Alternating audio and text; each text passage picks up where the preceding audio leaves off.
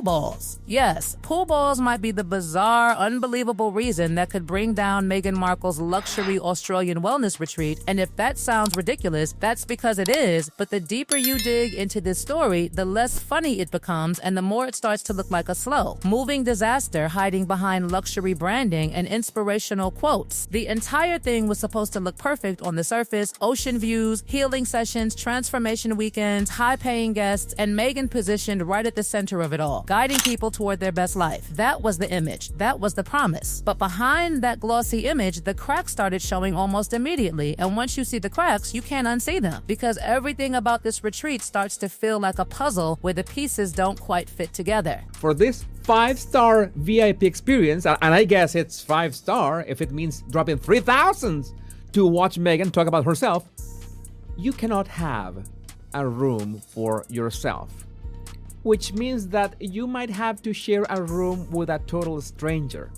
But it gets better.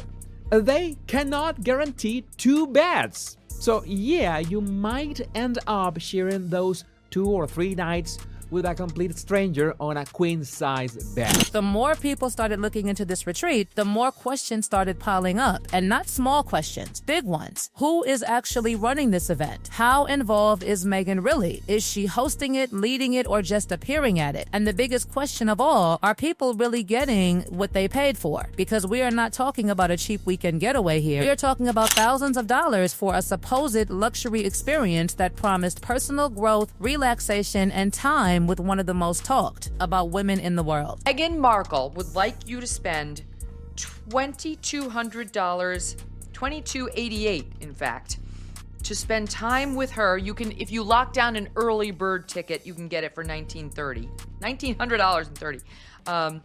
And for this, you can see her at a luxury retreat in Australia, where she will be headlining some gathering of women for the podcast. This is not her podcast. Quote, Her Best Life.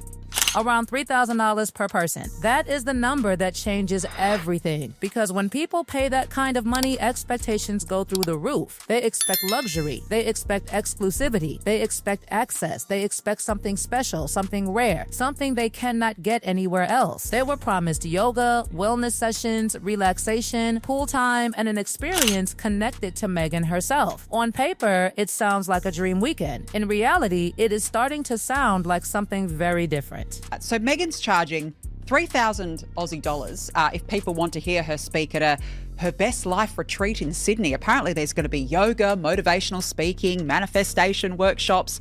And here's the real kicker. Those who purchase VIP tickets, they'll be privy to a group table photo with the Duchess and seats in the front 2 rows for the gala dinner. And VIPs will also get an exclusive goodie bag and a premium ocean view hotel room where this retreat is being held. Because this is where the story takes a turn, and once it turns, it keeps turning. The location, the Intercontinental at Coogee Beach, was supposed to be one of the main selling points. Ocean views, luxury facilities, spa, pool, leisure deck, the exact kind of place you would expect for a high-end wellness retreat. Except there is one problem. The pool, the spa, and the leisure deck, the main attractions, are closed. Closed with no confirmed reopening date before the retreat. So now people are asking a very simple question. If the main luxury features are not available, then what exactly are people paying for? Not going to turn up. Apparently the hotel, they've barely even finished the swimming pool, right. So it's a complete sort of building site. So they're basically going there probably, and the pay of the people who've developed the wellness centre,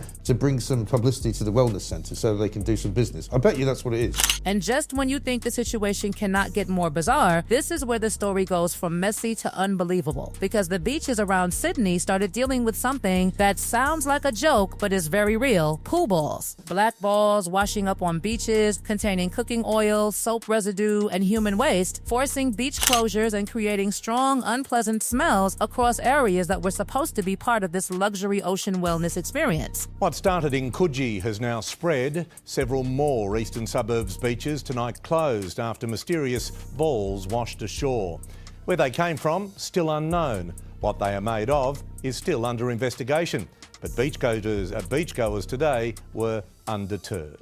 Now stop and think about this for a second, because this is where the entire situation starts to feel almost surreal. People paying thousands of dollars for a luxury wellness retreat by the ocean, and the beaches are closed because of waste-filled debris washing ashore. The pool and spa are closed, the leisure deck is closed, the beaches are closed, and yet the retreat is still being promoted as a luxury transformational experience. That contradiction is where the whispers start. That contradiction is where the questions start getting louder. And then another layer of the story appears, and suddenly this is not just about a retreat anymore. It is about reputation, money, and a growing backlash that has been quietly building in the background for years. Because there are reports that many Australians are not exactly excited about Meghan returning, and petitions have been circulating with people saying they do not want public money spent on her visit, and that the public perception of her now is very different from what it was years ago. So now you have a retreat that is facing facility issues, environmental issues, public relations issues, and then the story gets even more complicated when you look at the person organizing the event, because that is where the financial side of this story starts to look very uncomfortable, very quickly. And when money becomes part of the story, the entire tone changes, because suddenly this retreat does not just look like a wellness weekend, it starts to look like something that needs to succeed, something that has to succeed. And when something has to succeed, people start making decisions they would not normally make. And that is when small problems become big problems, and big problems become disasters waiting to happen. And this is where the story stops being just messy and starts looking like a ticking clock, because the woman organizing this entire retreat, Gemma O'Neal, is not just an event planner trying to host a luxury weekend. She is reportedly drowning in debt, hundreds of thousands in tax debt, additional money owed to an accounting firm, and a talent agency that quietly went into voluntary liquidation. Suddenly, the retreat stops looking like a passion project and starts looking like a lifeline. And when an event becomes a financial lifeline instead of a carefully planned experience, corners get cut, promises get stretched, and expectations get sold bigger and bigger, because the event cannot fail. It simply cannot, because if it fails, everything around it starts collapsing too. Now look at the pattern here, because patterns tell stories that people don't say out loud. Expensive tickets, facilities not available, beaches closed, public backlash, organizer in financial trouble, guests reportedly sharing rooms despite paying premium prices, limited access to Meghan despite the marketing suggesting something far more personal and exclusive. When you line all of these things up next to each other, it stops looking like bad luck and starts looking like a plan that was never fully in control from the beginning. And the biggest question hanging over everything is the simplest one: what exactly are people paying for? Because the more details that come out, the more the luxury image starts to fall apart. People paying nearly $3,000, and what do they actually get? A shared room, group dinners, sitting rows away at events, a group photo, a brief interaction. Not the intimate wellness experience that was being sold, but something much more distant, much more staged, much more controlled. It starts to sound less like a retreat and more like a very expensive fan event wrapped in wellness language. And that is where people start to feel uncomfortable, because there is a difference between a luxury experience and a luxury illusion. And while the guests are expected to share rooms and deal with closed facilities and possibly closed beaches, Meghan herself is expected to stay in top-tier accommodation, travel first class, move with security, and experience a completely different version of the same trip, a luxury experience within a luxury experience, but only one side is actually getting the full luxury. That contrast is the kind of thing that turns quiet complaints into loud backlash, because people can accept problems, but they do not accept feeling like they paid premium prices for a reduced experience while someone else enjoys the full version funded by their money. At this point, cancellation is no longer a crazy idea. It is a very real possibility being whispered more and more, because the problems are stacking, not disappearing. Financial pressure, location problems, public relations problems, environmental problems, expectation problems. And the longer the event continues to be promoted without these problems being solved, the bigger the risk becomes. Because the worst thing that can happen to an event like this is not cancellation, it is the event actually happening and people leaving disappointed. Because disappointed guests talk. And when they talk, the story does not stay quiet. It spreads. And that is why this entire situation feels like it is balanced on a knife edge right now. Because if the retreat gets canceled, it becomes a story about bad luck and unfortunate timing. But if the retreat goes ahead and people arrive to closed facilities, shared rooms, distant access, and beaches affected by waste debris, then the story becomes something much bigger and much harder to control. Then the story becomes about false promises, about image versus reality, about what was sold and what was delivered. So now the real question is not whether the retreat will happen or not. The real question is what happens after. Because if this retreat goes wrong, it will not just be remembered as a failed wellness weekend. It will be remembered as the moment when the gap between image and reality became impossible to ignore. And right now, with every new problem that surfaces, that gap is getting wider and wider, and the most dangerous part of all of this is that nothing has officially collapsed yet, but everything looks like it could, and very fast. And when something looks perfect on the outside but unstable underneath, it does not fall slowly. It falls all at once. And that is why this story still feels like it is not finished yet. It feels like it is still building, still moving, still heading toward a moment where something has to give.